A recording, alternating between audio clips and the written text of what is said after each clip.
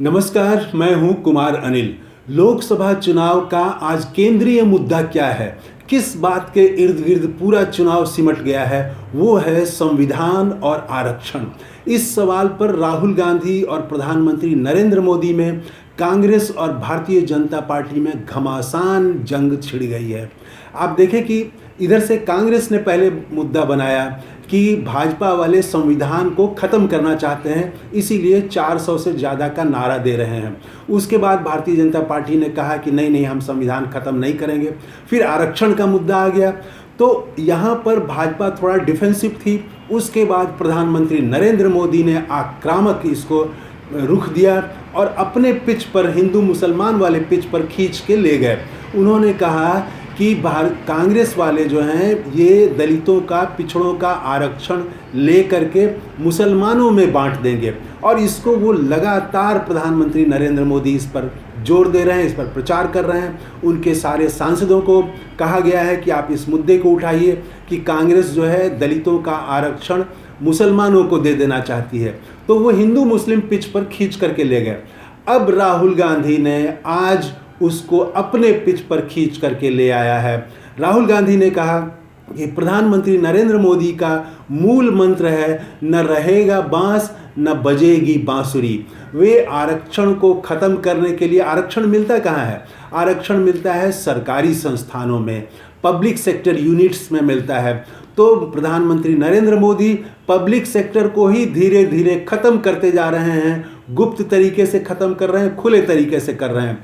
2013 में करीब करीब 14 लाख सरकारी नौकरियां थी पब्लिक सेक्टर में, जो 10 साल बाद 2023 में प्रधानमंत्री नरेंद्र मोदी के रहते हुए वो 14 लाख से घट के 8 लाख करीब 40,000 रह गया, 8 लाख से कुछ ज़्यादा रह गया। 6 लाख नौकरियां गायब हो गईं। तो राहुल गांधी ने आज इसको मुद्दा बनाया है और प्रधानमंत्री नरेंद्र मोदी को घेरा कि ये चाहते हैं कि सारा पब्लिक सेक्टर यूनिट्स को धीरे धीरे ख़त्म कर दिया जाए। इसको बेच रहे हैं, इसका निजीकरण कर रहे हैं।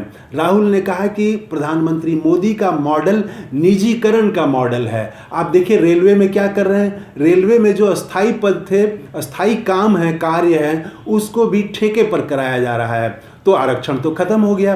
तो राहुल ने आज घेरा कि प्रधानमंत्री मोदी वो अपने पिच पर ले गए राहुल गांधी कि अडानी जैसे कुछ चंद पूंजीपतियों के हाथ में देश की सारी संपत्ति दे देना चाहते हैं, और वो निजीकरण की तरफ, अंधा निजीकरण की तरफ, राहुल ने कहा अंधा निजीकरण की तरफ देश को ले जा रहे हैं। तो आरक्षण, जब सरकारी संस्थान ही नहीं रहेंगे, पब्लिक सेक्टर ही नहीं रहेगा, तो आरक्षण का सवाल ही खत्म हो जाएगा।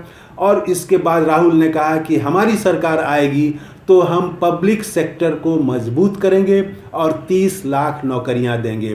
तो आरक्षण पर जो घमासान है, प्रधानमंत्री मोदी उसको हिंदू मुस्लिम में ले जाना चाहते हैं, और राहुल गांधी अब उसको ले आए हैं निजीकरण के खिलाफ। सार्वजनिक क्षेत्र को मजबूत करने की लड़ाई जो है, जो चंद हाथों में देश की संपत्ति जा रही है, उसके बदले देश की जनता को मजबूत किया जाए, वहाँ वो अपने पिच पर खींच के ले आए हैं। तो ऐसे तो हर चुनाव में हर 3 दिन पर मुद्दा बदल जा रहा है, लेकिन ये अभी आज के तारीख में आरक्षण सबसे केंद्रीय मुद्दा बन गया है, और प्रधानमंत्री नरेंद्र मोदी और राहुल गांधी में घमासान छिड़ गया है। तो आप क्या सोचते हैं, कमेंट करके ज़रूर बताइएगा। थैंक यू, धन्यवाद, जय हिंद।